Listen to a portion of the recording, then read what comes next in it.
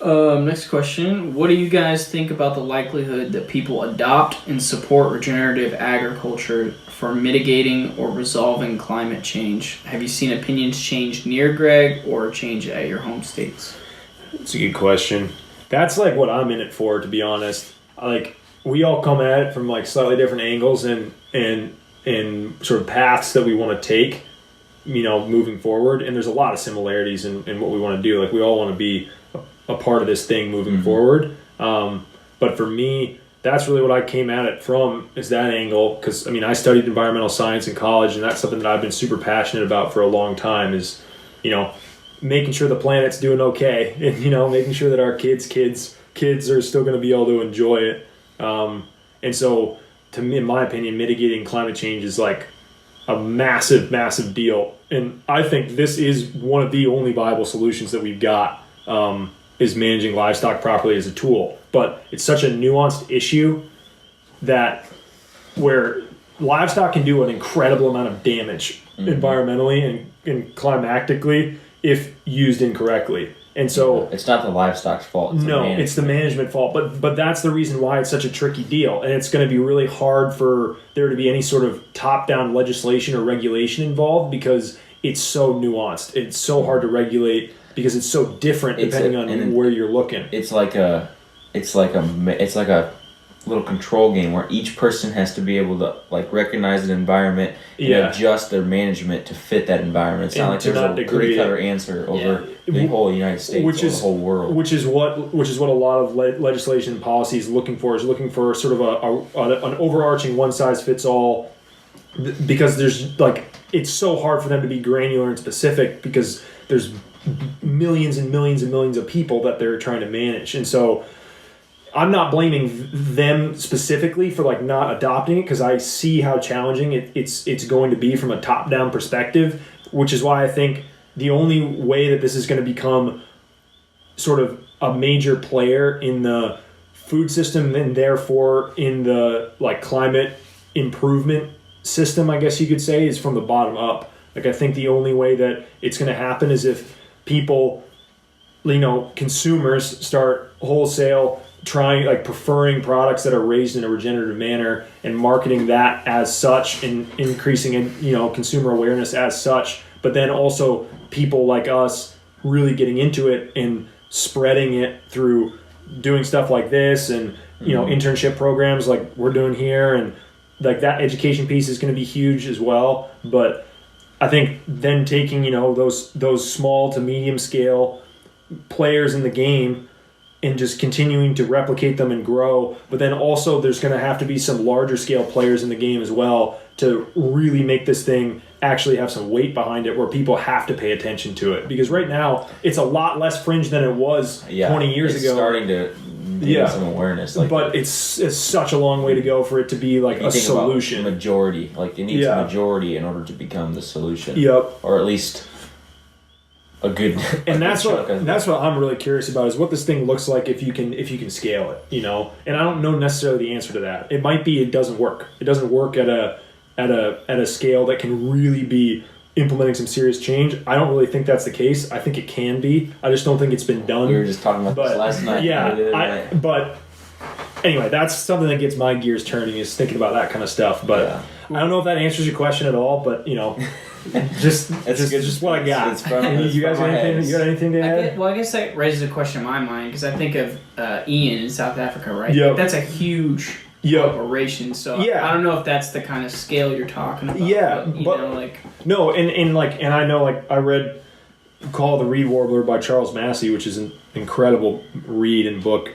It's big and long, but it's awesome. And it's all about Australian regenerative agriculture, and there's like 250,000 acre ranches that raise 50 to 80,000 head of beef cattle, and it's like in a regenerative manner. And I don't know a ton of details about it because they don't go into like super granular nitty gritty about day-to-day stuff about how the operation works and really really what's going on behind the scenes and whatever. But I think there's people out there that are doing it. I just don't think there's a lot of noise being made about the scalability of it, because I think in the sustainable ag and regenerative space, there's this push back against scale and against, like, for fear of it becoming like industrial ag.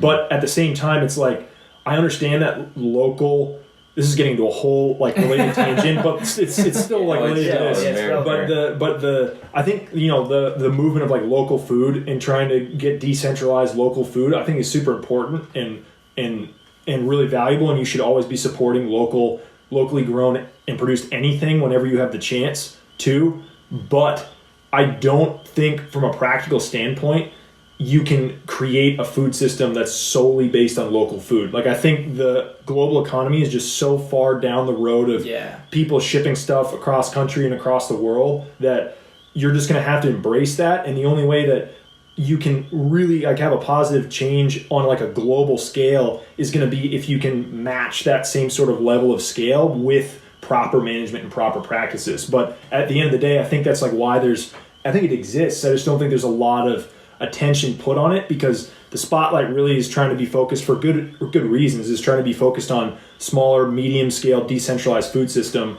when I think that's important. I think there's also needs to be some focus on like, how do we make this thing big and make it like a serious player and on the world stage. So anyway, something that it's my rant about this whole deal. But tell us how you really feel. I don't think go any more real than that. It wouldn't be fit for YouTube, but it's all right. Get that video pulled. It's all good. Oh my. Lovely. You guys anything else to add? What was the question again? I don't even remember what it was. What do you guys think about the likelihood that people adopt and support regenerative? I think we did a good job. I definitely think it's on the right path, and in the last 20 years it's grown more than, you know, it's grown huge. It's way bigger than it was, you know, back when it was like Joel Salatin and like three people supporting it. Now it's like people are starting to, you know, wake up to it, and so I think that's super cool. My big thing is that, you know, this is where I differ from Ben. I'm focused on, I really like the whole food aspect of it and feeding like a community, you know, local food, well raised, you know, food that's, you know, nutrient dense, and just like bringing that awareness, which is just, you know, it's like a different part of the equally solution. Important, right? And so it's like, you know, it's coming, and it's just like it's just a constant trudge. You just got to keep trudging on and hoping, and you know, and waiting for it to start to pick up speed, because there's going to be a point where it's going to start to gain some serious traction, and it's like a snowball effect. Once you get, you know, a lot more, you know, noise and buzz around it, it just grows, you know, kind of exponentially or whatever. Yeah. So. Spread the word. That's right. If you tell 5 people about it, if like whatever 40 people watch this thing, 5 people, let's do the math a little bit easier. 200. It's like 200 people. Yeah, you know what 4 I mean? times 5. And so it's like, you know, spread the word. Spread the word about regenerative ag. Spread it. Let's go. Yeah.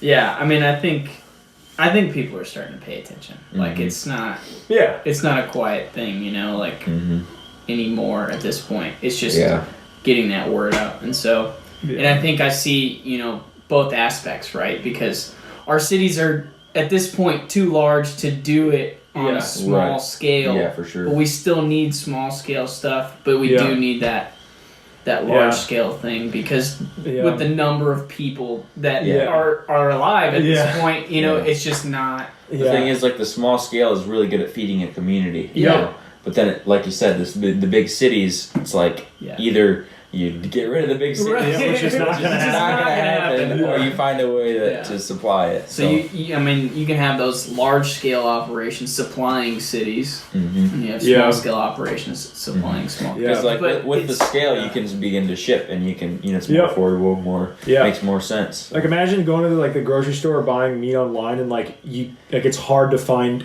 like commodity beef. You know what I mean? Like, imagine that'll be the day. Yeah. It's like corn fed, grain fed is the